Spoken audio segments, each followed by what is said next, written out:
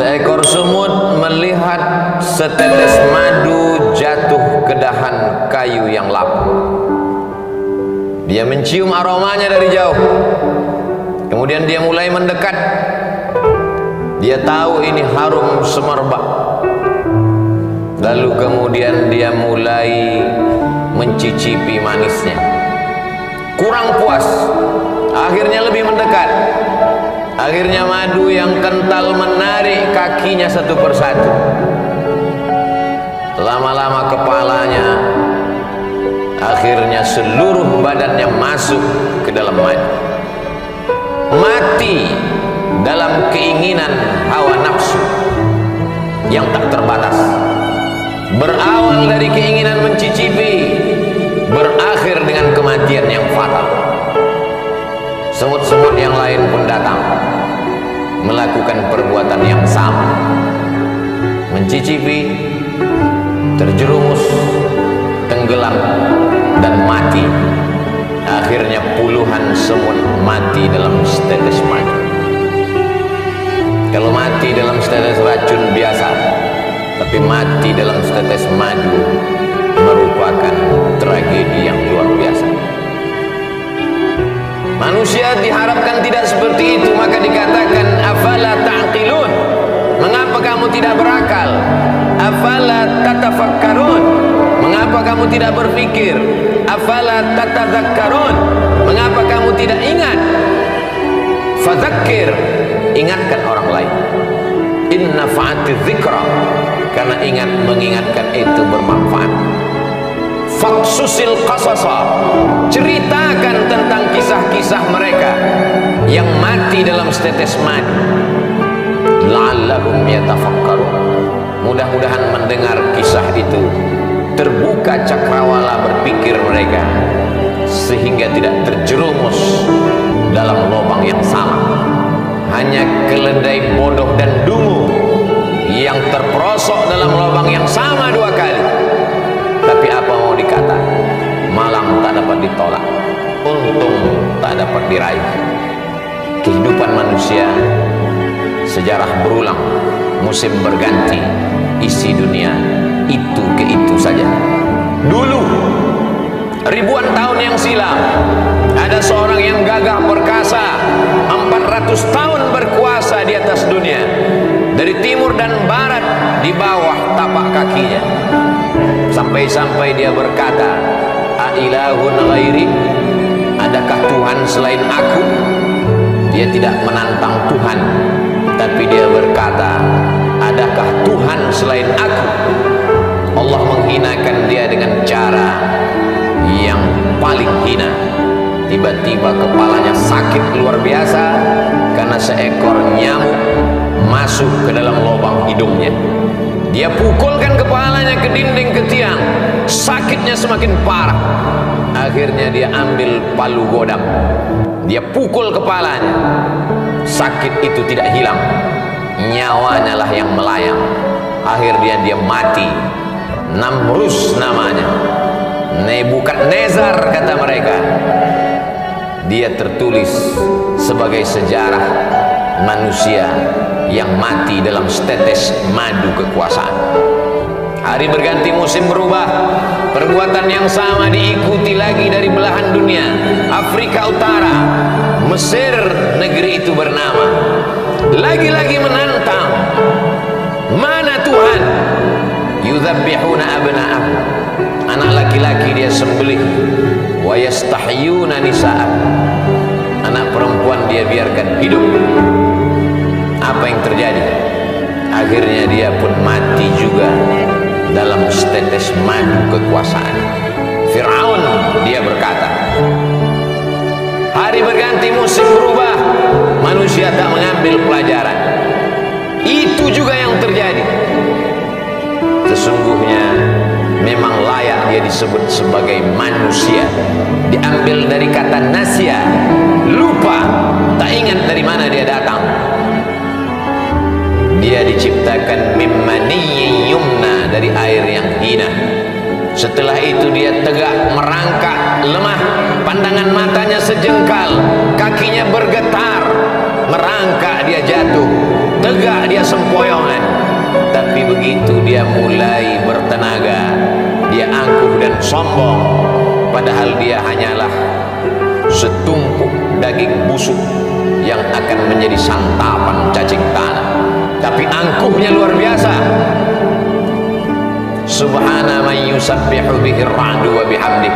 Ketika petir menggelegar, manusia berkata, Maha suci Allah, yang planet-planet pun bertasbih mengagungkannya. Malaikat, wa nahnu nusabbihu bihamdika wa nuqaddisu lak. Untuk apa kau ciptakan manusia ya Allah? Kami akan mengagungkanmu, kami akan memuliakanmu, kami akan mensucikanmu. Allah menjawab, inni a'lamu ma la ta'lamu.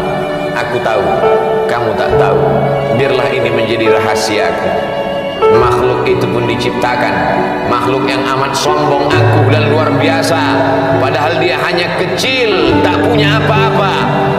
Dia tegak berdiri, padahal terdiri dari tulang belulang, daging, lemak, sumsum, kuku, bulu, otak. Jantungnya berdetak karena kudrat dan iradat Allah. Nafasnya berhembus karena pinjaman paru-paru dari Allah. Dia bisa tegak berdiri karena otaknya stabil. Sedikit saja demam panas, dia langsung terbaring kaku. Tapi memang manusia angkuh dan sombong. Akhirnya dia berjalan menantang Allah Subhanahu wa ta'ala. Kalau memang Tuhan itu ada, mana dia? Kenapa dia tidak sanggup untuk membinasakan aku? Inna rahmati sabaqat ghadab. Sesungguhnya kasih sayangku lebih mendahului murkaku. Azizun, Allah maha perkasa. Ghafur, tapi dia juga maha pengampun. Dibiarkannya makhluk yang sombong itu berjalan di atas muka buminya, menghirup udara miliknya, menghembuskan napas dengan paru-paru ciptaannya. Lillahi ma fis samawati wa ma fil ardh. Apa yang ada di langit, apa yang ada di bumi, milik Allah, semua dia pinjamkan. Tapi manusia yang angkuh, yang sombong, yang merasa diri besar, takabur, tak pernah sadar akan itu semua. Sampai akhirnya malaikat maut datang mencabut nyawa, ditarik, disentapkan dalam satu tarikan, seperti tebasan pedang di tempat yang sama beratus kali, seperti kambing yang dikuliti hidup-hidup, seperti mata kail pancing ditarik dari kulit yang basah, dengan wajah yang bermacam ragam, ekspresi kesakitan dan penuh penderitaan. Lalu kemudian ruhnya keluar dari jasad.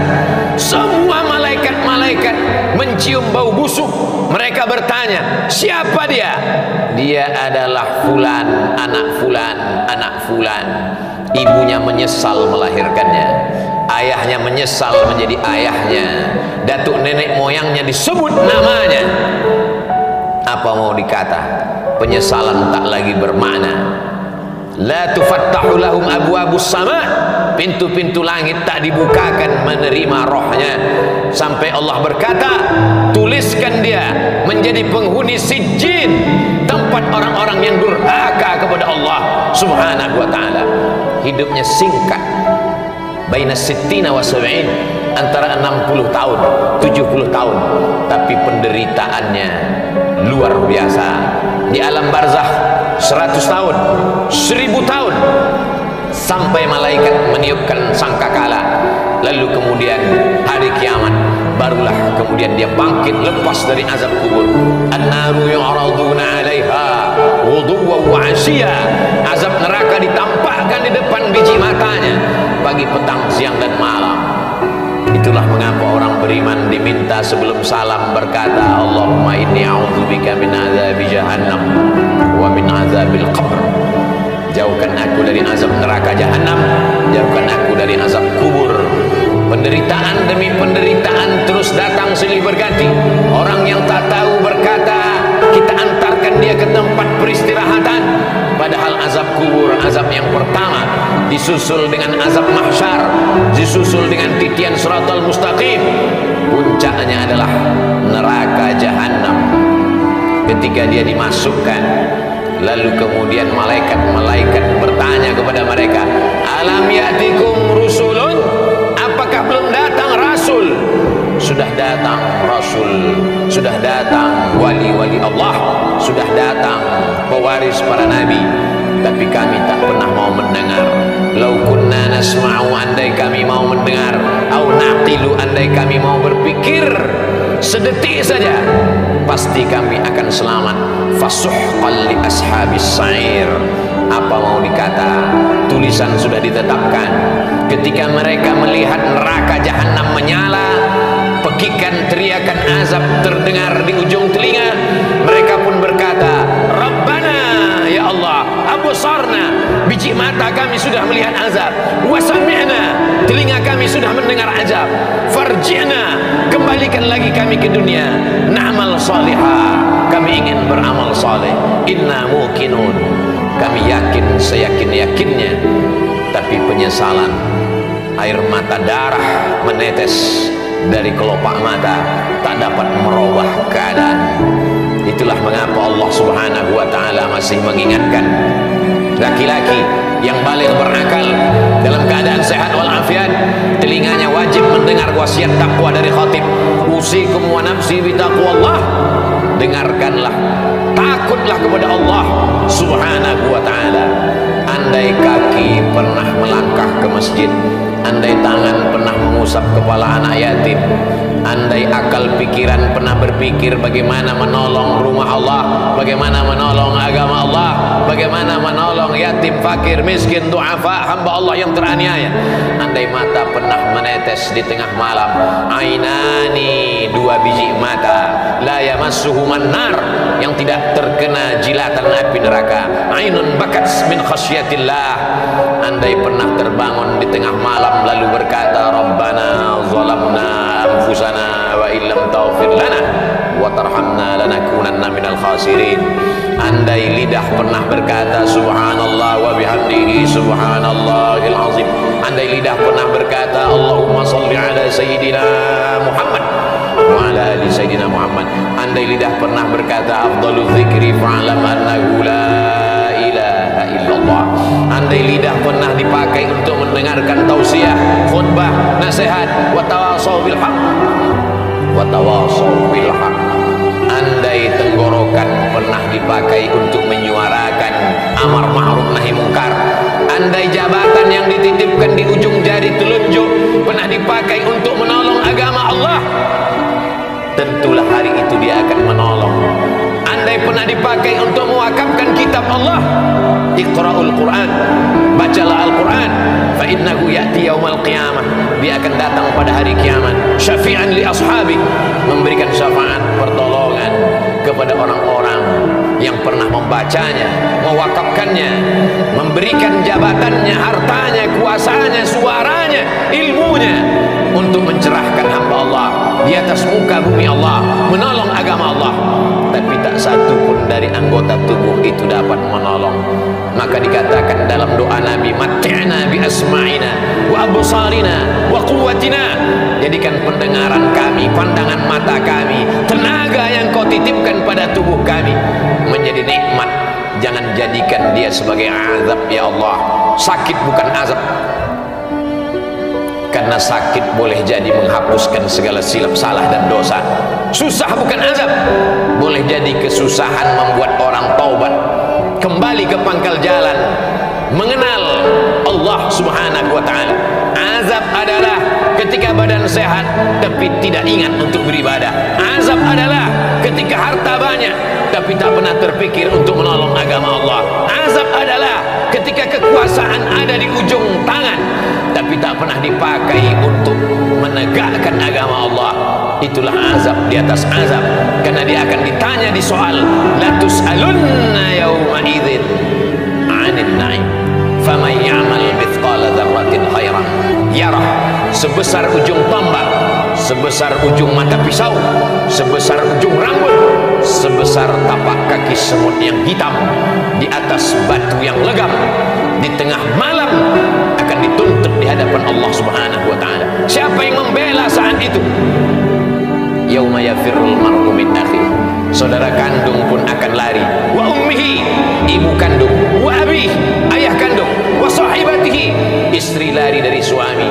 suami lari dari istri. Wabani, anak-anak dibesarkan, disekolahkan, dikandung 9 bulan 10 hari, disusukan 2 tahun. Kaki jadi kepala, kepala menjadi kaki, untuk membesarkannya, untuk menyekolahkannya. Tapi ketika menghadap Allah, mereka pun tak dapat menolong. Yang hanya bisa menolong adalah ayyukum ahsanu amala, hanya amal-amal soleh yang bisa menolong di hadapan Allah. Yauma, pada hari itu, la yanfa'u malun, harta tak berguna, wala banun, anak tak bermanfaat, illa man atallah, kecuali orang yang datang menghadap Allah biqalbin salim, dengan hati yang bersih, bersih dari hasad, bersih dari dendam kesumat, bersih dari sifat ujub, bersih dari angkuh, bersih dari merasa lebih hebat, lebih tinggi, lebih mulia, lebih berkuasa, lebih berharta. Semuanya dia tundukkan di hadapan Allah. La yadkhulul jannah, tak masuk surga. Man kana fi qalbihi, siapa yang dalam hatinya mithqala habbatin min khardalin min kibrin, ada angkuh walaupun sebesar ujung rambut, tetap akan diminta pertanggungjawaban di hadapan Allah Subhanahu wa ta'ala. Jamaah Jumat yang dimuliakan Allah Subhanahu wa ta'ala, hari berganti, musim berubah, waktu yang sudah ditentukan sampai dalam hitungan detik. Idza jaa ajaluhum, kalau ajal sudah sampai, la yastakhiruna sa'atan, tak dapat ditunda walau sesaat, wala yastaqdimun. Mata yang terang benderang mulai melihat ruh keluar, terbuka kelopak biji mata, ternganga mulut, ruh pun dicabut. Akhirnya semua hanya sekedar menjadi mimpi dan kenangan semata. Mimpi menjadi orang kaya, mimpi menjadi penguasa, mimpi menjadi orang yang disanjung dan dimuliakan. Pada akhirnya tetap juga akan menghadap Allah Subhanahu wa ta'ala. Semua akan mengiring, semua akan bersedih, semua akan menangis.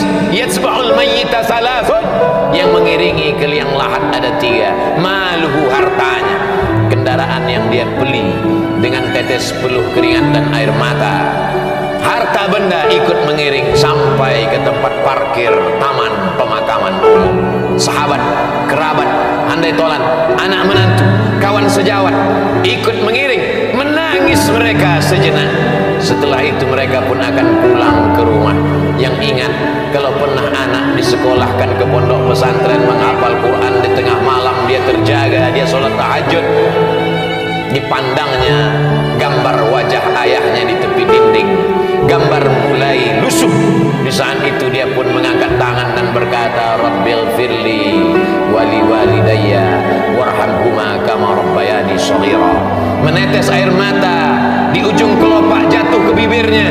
Sayup-sayup dia berkata, Allahumma ja'al qabrahu rawdatan min riyadil jinan, jadikanlah kubur ayahku salah satu dari taman-taman surgamu ya Allah. La taj'al qabrahu hufratan min hufarin niran, jangan jadikan kubur ibuku salah satu dari lubang nerakamu ya Allah.